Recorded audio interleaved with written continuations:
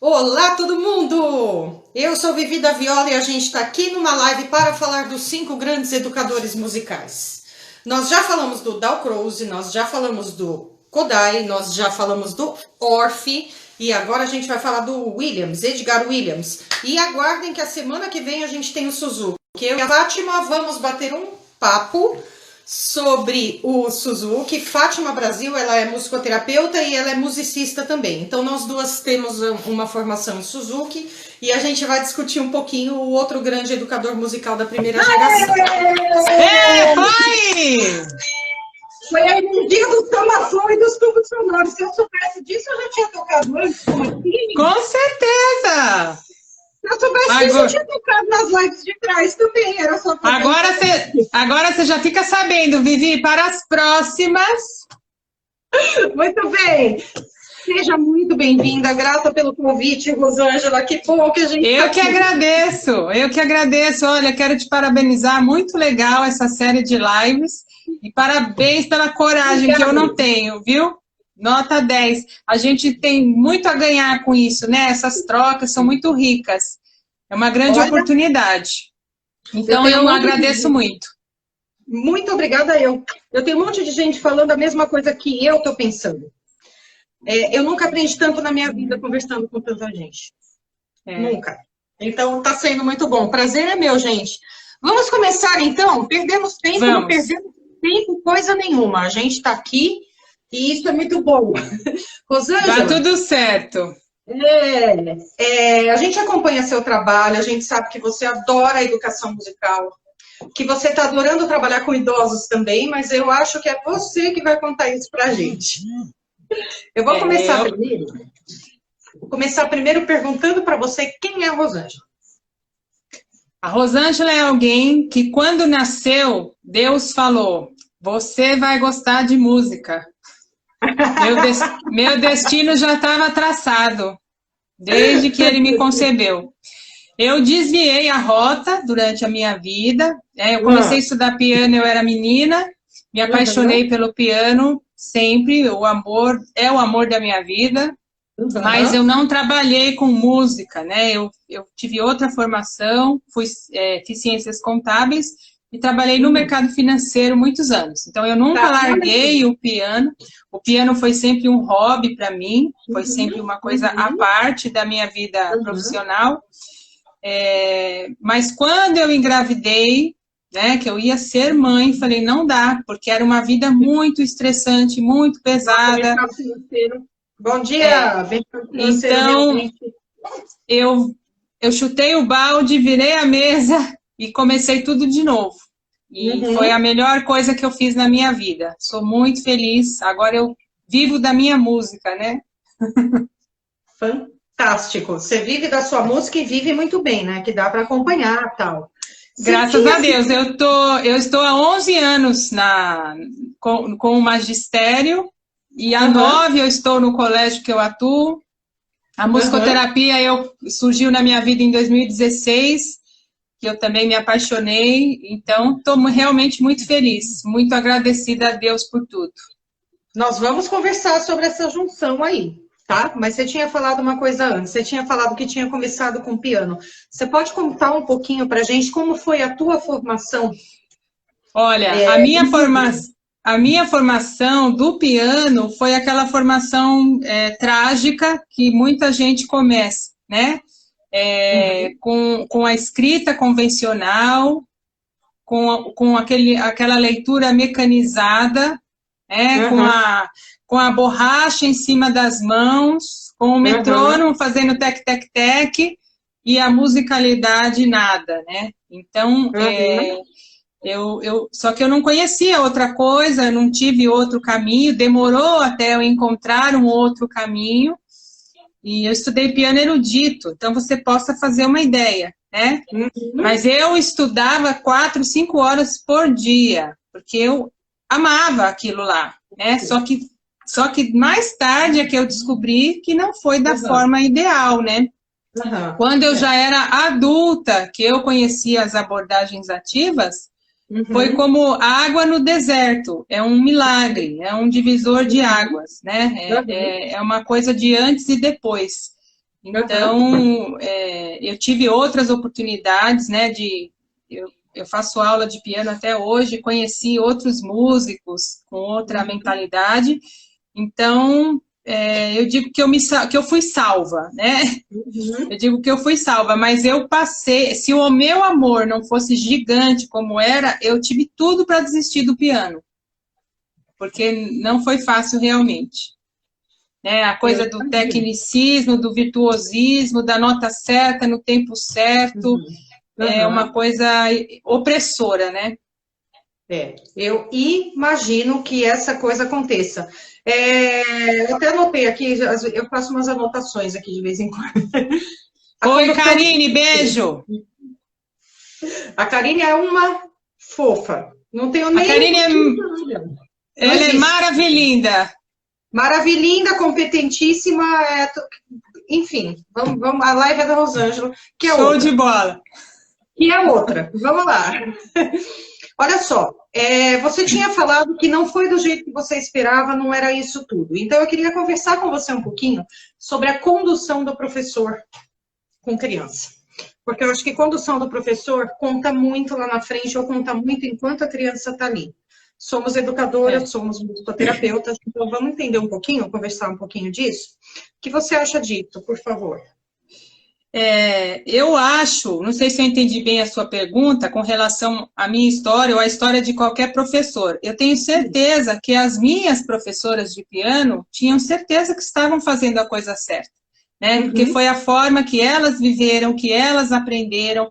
Então, muitas coisas que a gente vê hoje com atitudes de colegas, eu acho que a gente nunca deve ter sempre o impulso, olha aquilo, que absurdo, né? Mas olhar o contexto, talvez seja o momento da pessoa, ela ainda não teve oportunidades ou não conheceu uma outra forma de fazer, né? Eu acho que tem sempre um monte de fatores envolvidos, é sempre muito além do que a gente vê, né? O buraco é sempre mais fundo, né? Então, eu não tenho raiva do que aconteceu, ou eu não culpo as minhas professoras. Eu tenho certeza que na pedagogia delas, elas estavam fazendo o que era correto. Né? Entendi. Então, eu acho que agora que eu tenho 11 anos de magistério, eu também não sou a mesma de quando eu comecei. Né? A gente vai se transformando. Né? A questão é ter a abertura, né, para aceitar, para olhar, estudar sempre, né, não trabalhar sozinho, estar com os colegas, né, porque o trabalho do professor tem uma natureza solitária, né, do que ele faz ali, mas quando a gente está com os colegas, a gente fala, puxa, olha aquilo, olha a postura daquela pessoa, que coisa bacana, olha aquele livro que ela leu, olha aquele curso que ela fez, né?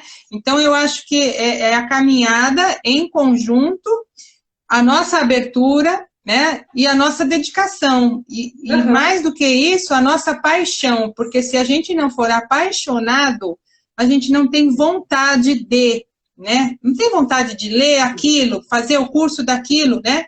Mas quando a gente ama, a gente é mobilizado aquilo, é um imã, né? A gente fala, o olho abre, o olho brilha, fala, não, eu quero aprender mais, eu quero conhecer mais, né? E aí a gente vai descobrindo as coisas e vai se transformando. Muito bom! Muito bom, é isso aí. E dentro dessa trajetória, depois que você teve um gap aí, né? Você teve um buraquinho aí de coisas entre a sua vivência e depois até você chegar de novo na educação musical. Como foi esse processo? Como você decidiu de novo focar na educação musical ou focar na música? Você já falou um pouquinho, né? Vamos desenvolver um pouquinho? Eu estava grávida e trabalhando no mercado financeiro. E eu sabia que eu não queria voltar depois da minha licença. Eu falei, o que eu sei fazer? Eu sei tocar piano. Então, eu vou virar professora de piano. A minha intenção era essa, né? Vou pegar umas aulas, dar aula particular. Só que eu sou uma pessoa abelhuda, zoiuda, né?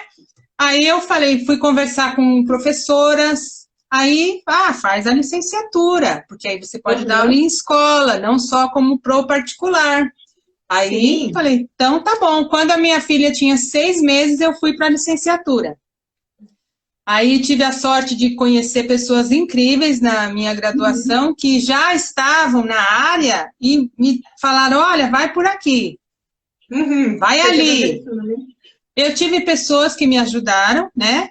E Uhum. no terceiro ano da graduação eu consegui a minha primeira escola. Então, né, fiquei 2 anos sem trabalhar e no terceiro ano da graduação já consegui. Aí não parei mais. E aí fui mergulhando, mergulhando, mergulhando.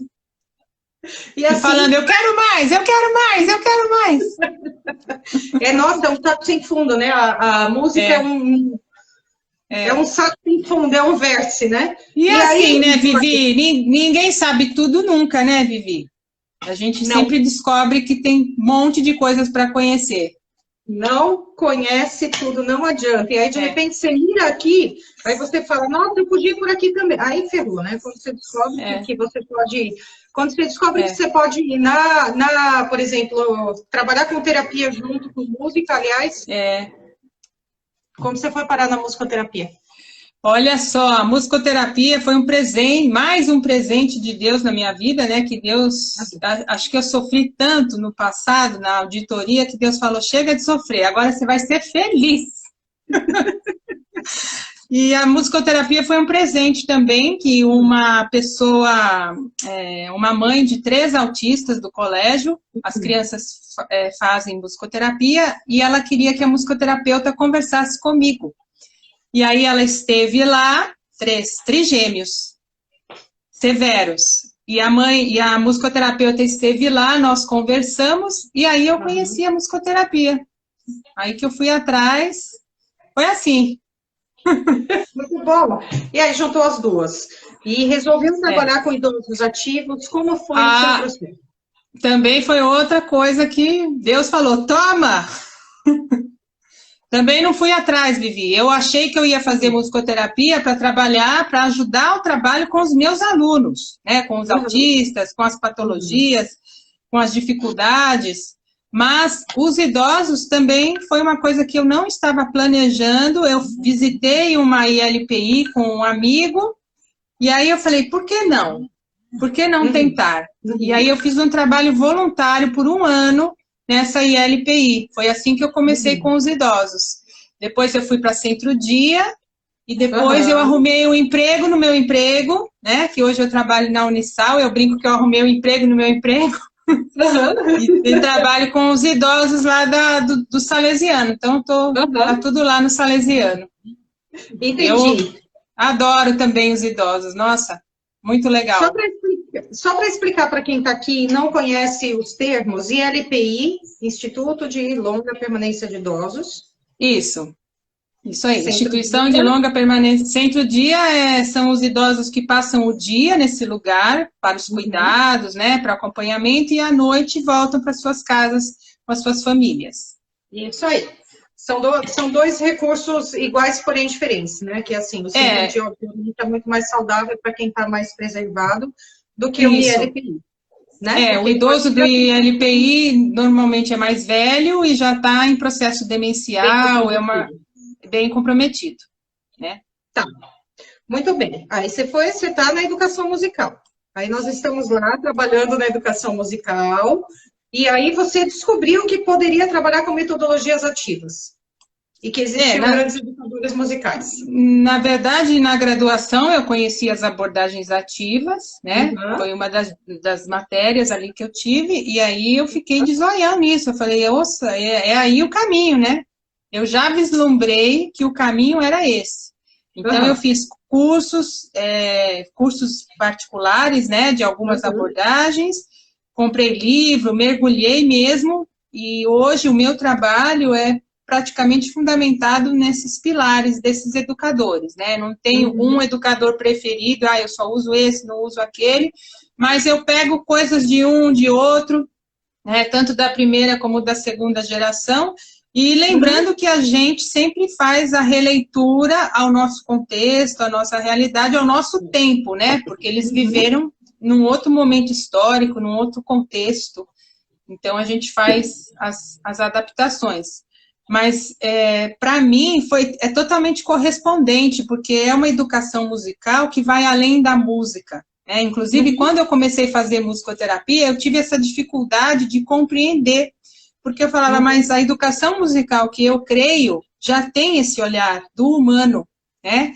As abordagens ativas têm esse olhar do humano, a música que já é inata, né? Que nós já temos dentro, e uma educação musical que te abraça, né, que te faz ser melhor como pessoa, que não importa se você vai ser musicista ou não, né, que você pode até vir a ser, mas não é isso que importa.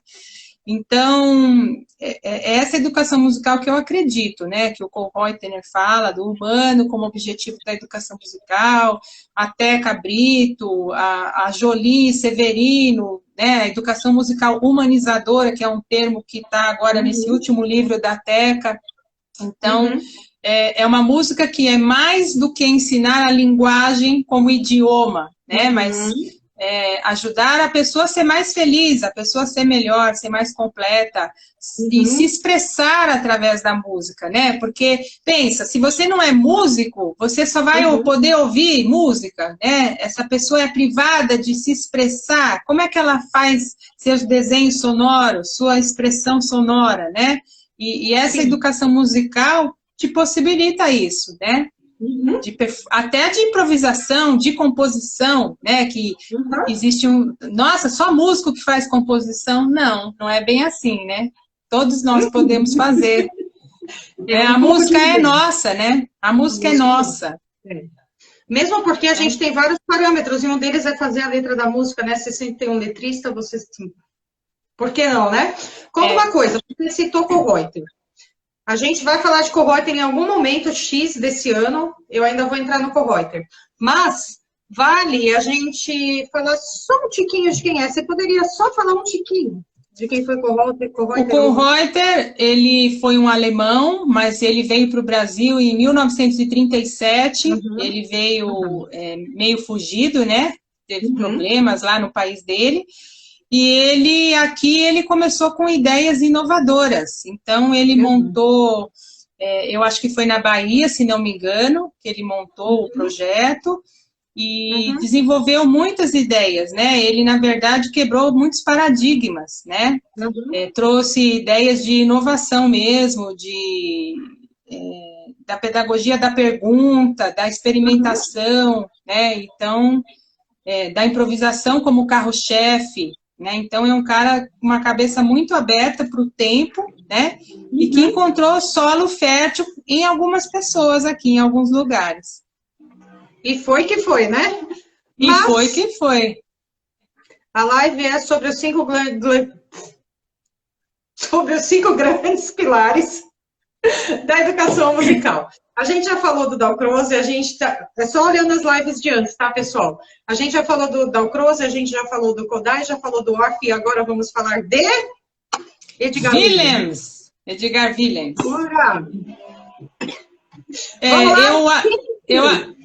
Eu acho o seguinte, só gostaria de fazer um comentário antes. Todas essas abordagens ou métodos, na verdade, eu vejo assim, não é uma coisa estanque, né? Um só faz isso, um só faz aquilo, né? Então, na verdade, as coisas se misturam, né? Tem uma amálgama aí de coisas. O que eu vejo de diferente é que cada um potencializou um aspecto em detrimento de outro, né? Na sua proposta, na sua abordagem. Então, o Kodály, por exemplo, evidenciou o uso da voz, né? O Dalcroze evidenciou o uso do corpo, da rítmica, né? Então, o Suzuki, o ensino do instrumento, né? Então, cada um dentro dessa ideia de democratização da música, de sensibilização do ser humano, né? Porque essa é a espinha dorsal dessas abordagens, cada um puxou para um lado, né? O Willems, ele nasceu em 1890, ele nasceu na Bélgica, mas ele morou na Suíça, né? Ele morreu em 1978. E uma curiosidade até que eu postei esses dias, que a gente até conversou, ele foi aluno de Dalcroze, né? Eu pesquisei, eu tentei descobrir quando foi isso, que ele foi o aluno do Dalcroze. O que eu não encontrei a data, o que eu encontrei é que ele ingressou no Conservatório de Genebra, onde o Dalcroze já era professor, aos 35 anos. Então, ele já era um homem feito, né? Não era um menino, era um homem feito. Não, era isso. Né? Ele foi de cabeça pensada, então, eu não sei se ele já conhecia o Dalcroze antes, né? Se já tinha contato, ou se o contato se estabeleceu aí, mas ele foi aluno do conservatório e depois ele passou a ser professor, né? E o Dalcroze fez o prefácio do primeiro livro que o Willems escreveu. Isso é uma coisa interessante também, né? O Ouvido Musical, o livro. Isso que eu ia falar, para falar o nome do livro, o Ouvido Musical. Então, assim, o Willems, eu acho que ele bebeu da fonte, né, do Dalcroze, tanto que ele parte do ritmo também como elemento primordial, né? Só que depois ele fez a sua metodologia, a sua abordagem, ele fez uma outra costura. Então, ele estudou, ele pensava na escuta. A escuta como ponto de partida, né? A escuta é a base. E ele estudou a questão de fisiologia mesmo, da escuta, tudo isso. E ele queria um status de ciência para a educação musical. Então, ele foi um cara estudioso, né? E também buscou como traduzir os estudos dele para um percurso metodológico. O que ele poderia fazer? E eu acho que a sacada mais bacana do Willems, para mim, é o paralelismo que ele estabeleceu entre a natureza do homem e a natureza da música. Eu acho que isso é uma grande sacada. Então, ele falou... Se quiser um pouquinho sobre isso, aliás, eu acho que vale muito a pena. Né? Então, olha, uma primeira ideia macro, né? O homem é matéria e é espírito. A música também. A música é som e é arte, né? Então, esse é um primeiro... Eu acho lindo, né?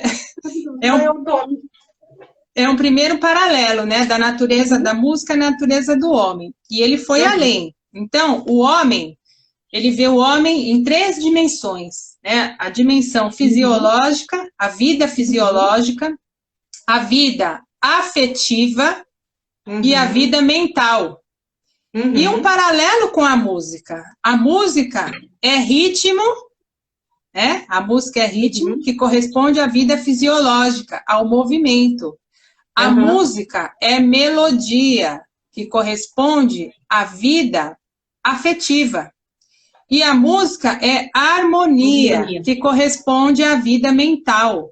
Então, e aí o que ele fala? Só que a vida é totalidade, não é fragmento, né? Então, esses elementos constitutivos do homem, os elementos constitutivos da música estão no homem, né? Então, a música é o homem, né? Eu acho esse paralelo top, né?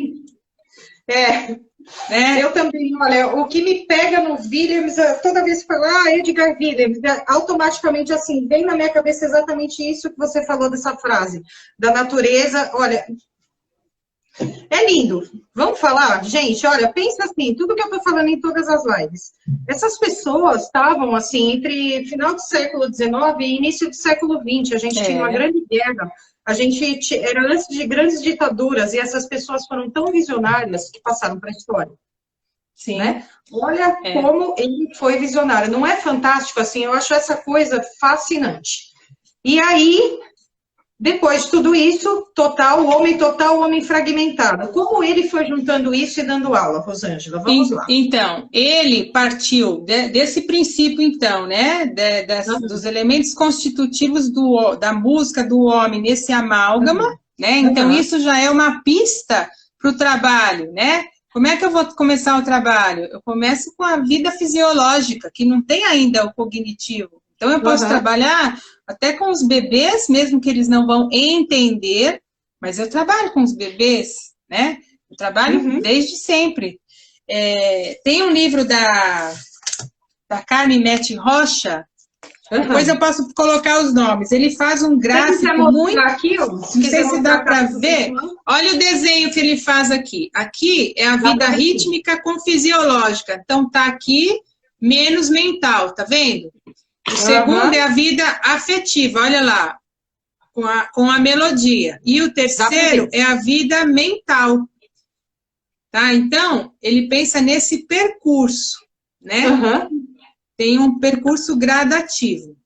E ele estabeleceu uma relação com a escuta também em 3 dimensões. Então, a gente tem... ele fala da educação auditiva. Então, a escuta sensorial, enquanto fisiológico, né? Se o meu aparelho funciona, eu escuto, né? Então, essa escuta sensorial, a escuta afetiva, que é como esse som me impacta, o que ele reverbera, né? E a escuta mental, que é uma tomada de consciência do que eu escuto. E aí entra a capacidade de análise, de síntese, de criação. E eu não falo só para quem estuda música. Ah, eu sei que acorde é esse, eu sei que intervalo é esse. Não é só nesse sentido, né? É no sentido de a pessoa que fez esse percurso, né, que foi envolvida nesse trajeto, ela tem essa capacidade, ela sabe distinguir, ela entende forma musical, contrastes, texturas, linguagem, né, cores. Então, né, ela tem essa capacidade mental, né? Então, veja que é tudo dentro de um progresso, né? E que vem de encontro com a musicoterapia, porque é a visão do ser biopsicossocial, né? É o homem... Biopsicossocial. Eu já ouvi até cultural espiritual, mas... Né, Mauro? Né, Mauro? Olha, eu quero mostrar esse livro aqui, não sei se... musicoterapia. Mas dá pra ver, é da Maristela. Da Maristela, tá? Esse Maristela, livro... essa que eu já aviso que tá na minha mira de live. Mas tudo bem. Maravilhosa, uma das damas, né, da musicoterapia. Olha só. Primeiro, eu quero falar o seguinte, abrir um parênteses aqui, dentro do que a gente está falando, como essas abordagens, elas servem para instrumentar os profissionais da terapia, né? Eles não devem ser utilizados somente por profissionais da educação, né? Porque são riquezas que você usa com objetivos terapêuticos, né? No contexto terapêutico. Vamos escutar isso, aliás. Olha o que ela diz aqui. Na página 48, quem tiver o livro, olha, a educação musical empresta à musicoterapia métodos que desenvolvem a sensorialidade, a memória, a afetividade, a cognição, a imagem retentiva mental, improvisadora e reflexiva, a atividade inventiva e criativa. Edgar Willems defende no seu livro o valor humano da educação musical. Olha só, então ela trouxe aqui o Willems, o valor humano da educação musical. Muito top, né? Mostra de novo só o livro para o pessoal aqui, que tem gente perguntando qual que é, ó.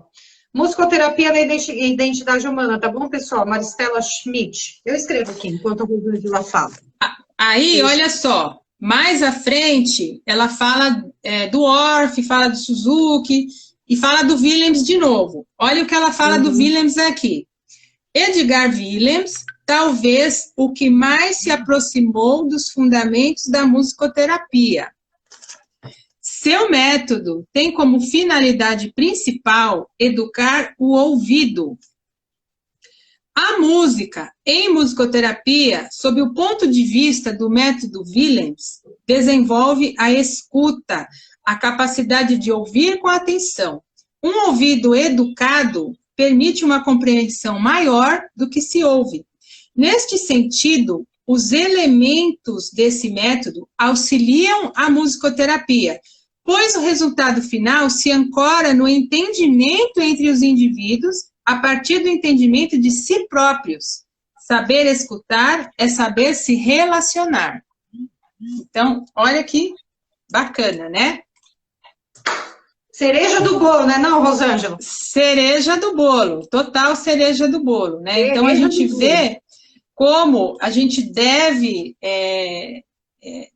né? Até um atrevimento meu falar deve. Como eu sugiro que os terapeutas, né, os musicoterapeutas, se permitam conhecer com profundidade e estar abertos para essas interfaces, né? Eu estou fazendo um curso maravilhoso, espetacular, com o professor Dr. José Davidson, sobre as interfaces entre música, educação musical e musicoterapia. Então, é fantástico, é uma grande riqueza, e assim, a Maristela que está falando, né, que a educação musical empresta recursos para a musicoterapia. Então, eu acho que tem sim que usar mais, né? E eu colocaria nessa panela de 5 grãos, eu colocaria o sexto, que, aliás, hoje, às 8 da noite, a gente vai falar deles, Nordhoff Robbins e musicoterapia musicocentrada. Se eu fosse vocês, eu não perdi. Eu vi que você está falando dos 5, né? Mas, na verdade, esses são os... mas esses são os da primeira geração, mas teriam outros... Calma. Esses são da primeira. Virão também. Tá. Virão. Porque o Murray Sheffer, Shvanovich, esse povo tudo. Vai, calma, é que eu tô uma só, por isso não deu tempo ainda. Então, Vivi... Nessa leva de lives, a gente vai entrar na segunda geração. Eu acho que, voltando para o Willems, né, fechando esse parênteses que eu abri, partir do ponto da natureza do homem e desse paralelismo com a natureza da música, isso dá subsídios para a gente trabalhar. Então, se eu quero trabalhar mais ritmo, né, que é o que eu estou precisando como meu objetivo pedagógico ou terapêutico, então eu vou focar no ritmo, dentro da totalidade, que ele sempre fala, né? Sempre pensando na totalidade, mas destacando o elemento. Então, destacar o ritmo, destaca a melodia. Trabalho com canções, por exemplo, é algo que em musicoterapia, né, se usa demais, né? E ele fala sobre isso, né? A canção, para ele, é fundamental. Inclusive, ele diz algo muito interessante, que a canção... eu acho que ele gostava do número 3, né? Porque tudo ele... dava um jeitinho de explicar com 3. Olha só, ele fala que a canção é uma atividade sintética, porque ela carrega os 3 elementos. Ela tem um ritmo, a melodia tem um ritmo, é a melodia, e tem uma harmonia subentendida. Né? Porque eu canto em alguma tonalidade, eu estou em algum campo harmônico, mesmo que o leigo não saiba, existe uma harmonia subentendida, né? Então, ele é muito importante. Né? Então, ele fala, cantar é fundamental para ele, e é uma atividade sintética, porque tem os 3 elementos presentes. Então, falando um pouquinho deixa eu ver onde é que está aqui, das escutas, né? Vamos lá. Então, olha, ele começa com a escuta sensorial. Então, trabalhando com as crianças, o que a gente faz de discriminação de timbres, né? Sons de animais, sons da natureza, sons do corpo, sons macros, né? Forte, fraco, grave, agudo, né? A sofisticação vai vindo com o tempo, né? Por exemplo, graus de grave e agudo, ele fez sinos intratonais, né? Ele fez sinos intratonais de 4 a 34, de 4 a 34 sons entre um tom, Vivi. Então, o indiano escuta 22, a gente escuta 9. Pois é. Tá bom você?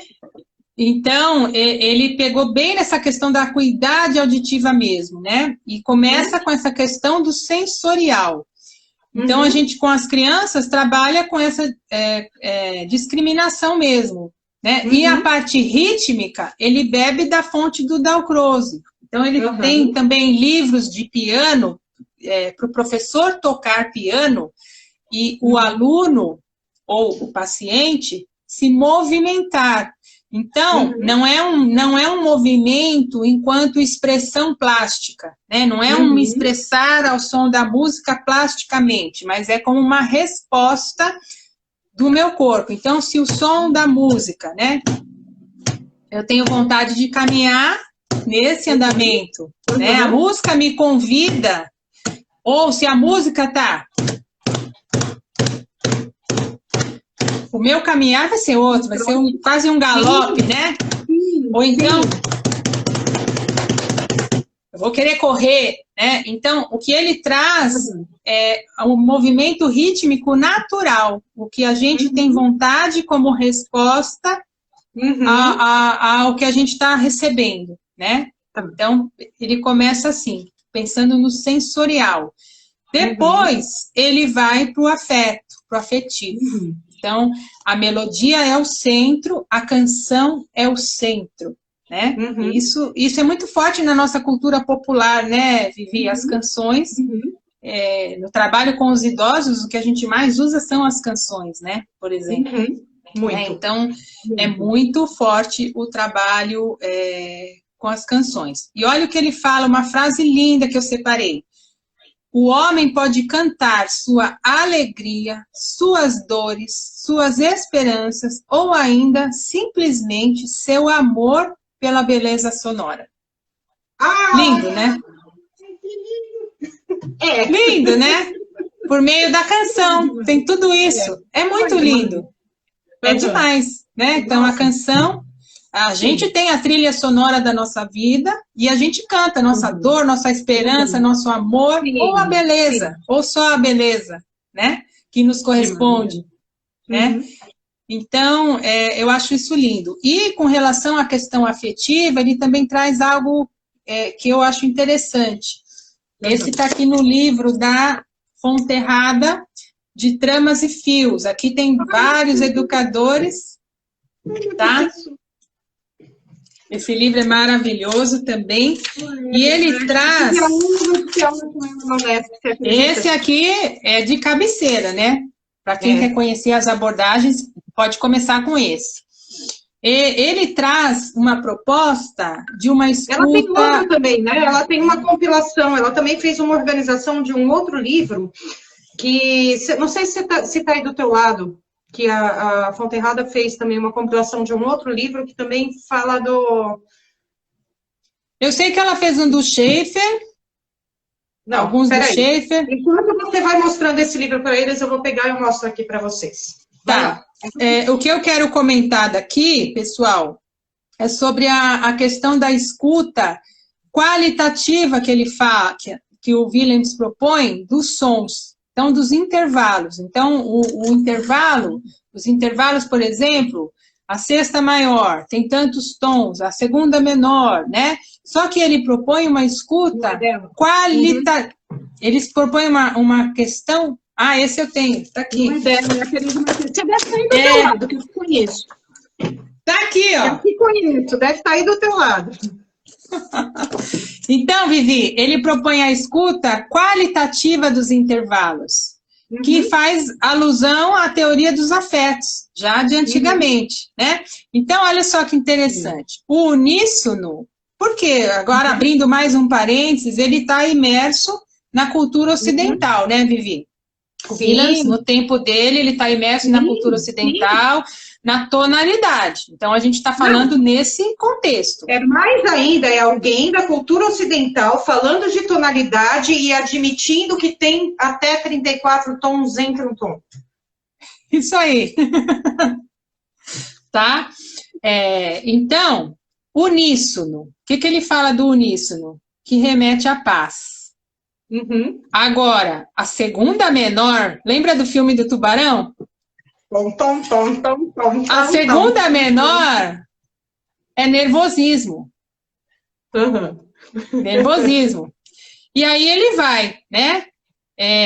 A terça maior é felicidade.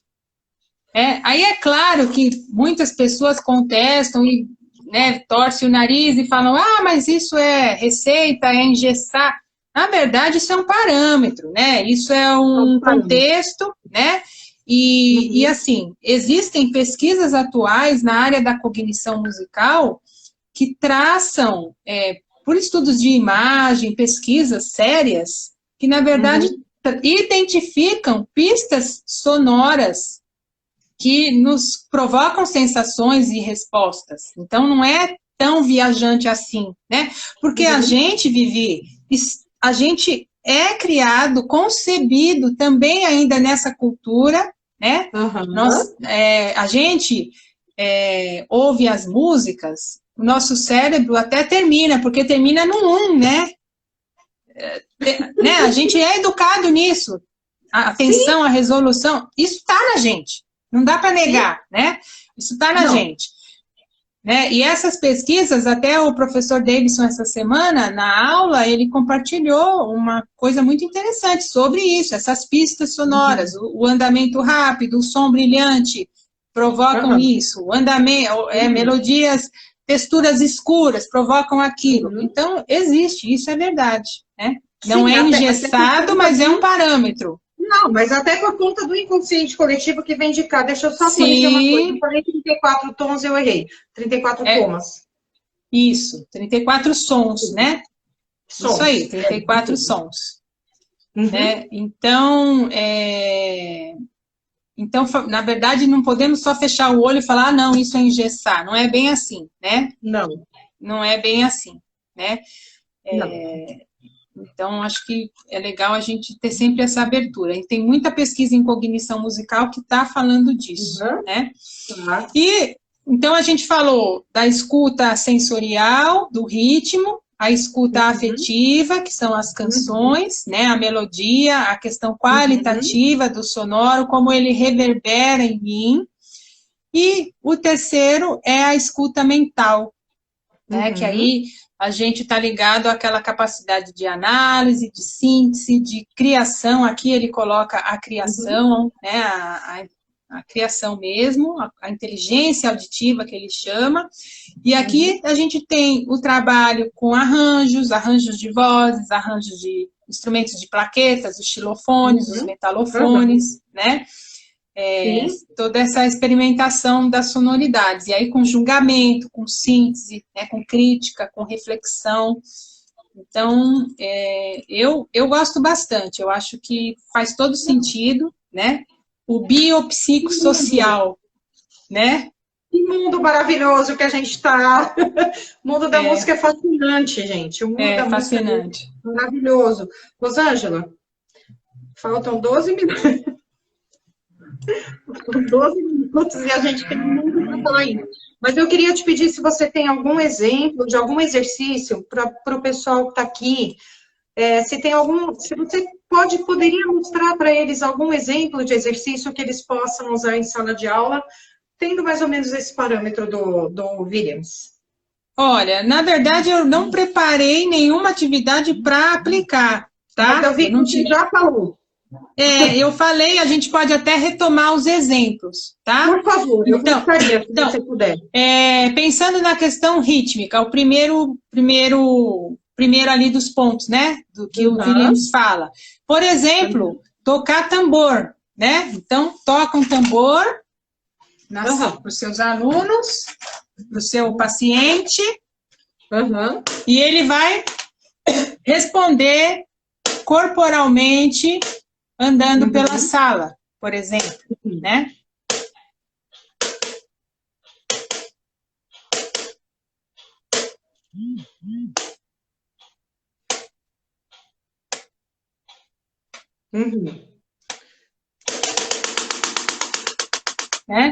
Isso aqui, por exemplo, seria uma proposta, né?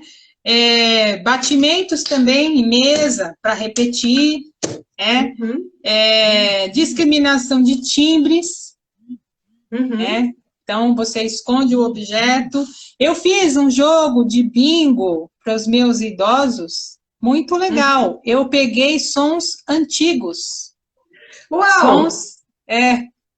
Eu peguei som de fax, de ficha telefônica, sabe? Uau! Eu montei um som de bingos um bingo de sons antigos, que a gente não escuta mais. Então, piraram. Eu tava com a percepção, né? Tinha que estar bem atento, mas aí eu misturei tudo, né? A história de vida veio junto, né? Então, foi bem legal. A gente pode pegar esse seu jogo de bingo aí, pode transformar num jogo de bingo para criança também, né? Olha que ideia. Olha, eu vou te falar, eu faço um monte de jogo. Eu invento um monte de jogo. Eu comprei a máquina de plastificar e eu plastifico as minhas fichas.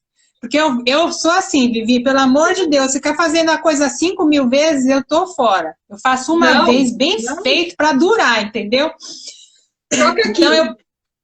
Toca aqui, eu plastifico, fica maravilhindo e vamos embora, tem que durar anos. Resolve tua vida, não paga o xerox, tá ali na tua casa, pronto, tá feliz. É isso aí. E até vou abrir um parênteses, que foi bom eu ter falado dos idosos, que não sei se eu já falei isso, tá? Se eu falei, me avisa.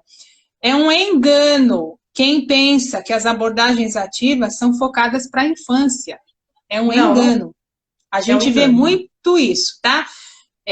As abordagens ativas são focadas para pessoas, tá? Para pessoas. E aí resta você ter o bom senso de trabalhar para essa idade, né? Eu não vou infantilizar o meu idoso colocando lá o som do gato, do cachorro, se é um idoso que está preservado. Depende também do idoso, certo?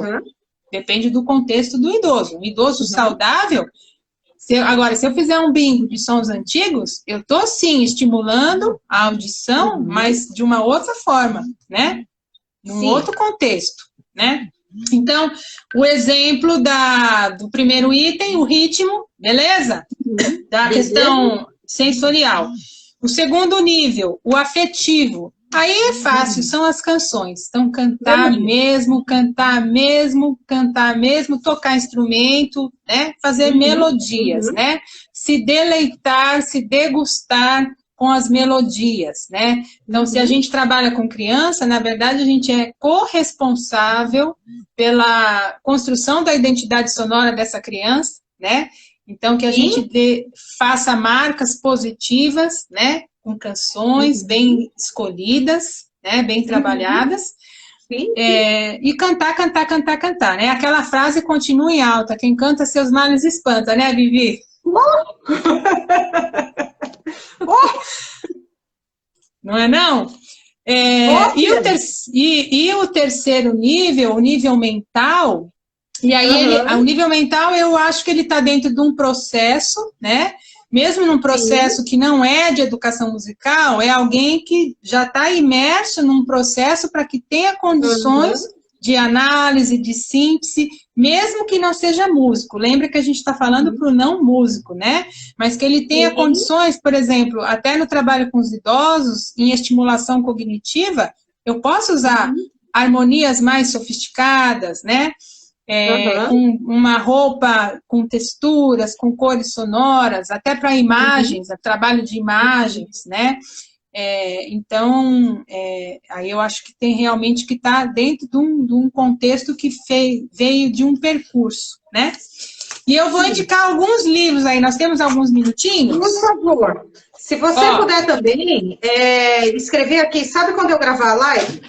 Se quiser vir para os comentários e escrever depois, vai ser bem legal. Deixa comigo, deixa comigo. Então, olha, eu vou mostrar o Tramas e Fios, que tem os educadores da primeira e da segunda geração, os principais. Esse também da primeira e da segunda, o Tramas e Fios também tenho.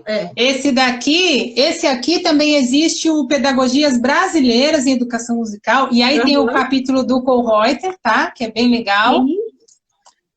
Tenho esse aqui, gente, eu tenho o Xerox, porque a minha versão estava esgotada e eu consegui o Xerox. Agora, a Carmen Rocha, ela relançou em 2013, tá? Chama-se Educação Musical Método Willems. Esse aqui traz as premissas do método e modelo de 30 aulas, tá? 30 aulas com atividades pensando no ritmo, na melodia, né?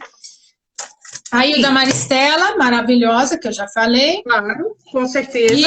E esse aqui, gente, eu indico para todo mundo. Eu sou fãzaça desse livro, da Maria de Lourdes Sequefe.